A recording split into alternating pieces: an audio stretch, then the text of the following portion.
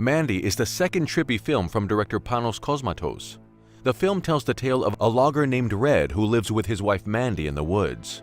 A leader of a cult becomes obsessed with Red's wife. The leader of the cult then burns the wife and leaves Red for dead. What follows next is a surreal quest for vengeance that involves murders, a tiger, and a lot of drugs. The film has the same vibe as the director's previous work. It also seems to be a commentary on how there is a fine line between spirituality and insanity. And at its heart, it's a story about loss and grief. And much like Beyond the Black Rainbow, the director gives us a clue to the film's true nature with the after-credits scene. After the credits, we are greeted with this final scene. This could possibly mean two things. One is that the whole film is essentially made up by Mandy, as she is probably either writing a fantasy novel or telling stories through her art.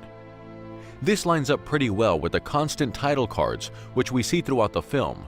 They probably represent the names of the chapters in her book.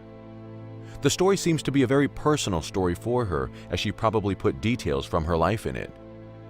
Perhaps Red was fighting his own demons with alcoholism and drugs. Maybe she dealt with a very controlling man once in her life. The second thing that the after-credits scene could possibly mean is that Mandy predicted Red would meet a tiger. This might be the director telling us that Mandy is actually a witch. She says in the film that she doesn't want to move out of the woods, which is where witches tend to live in.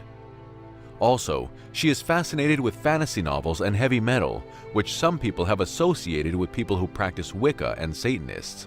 She is even burned alive, something that happened to accused witches. I only partly believe that theory. I think it's a mixture of the two.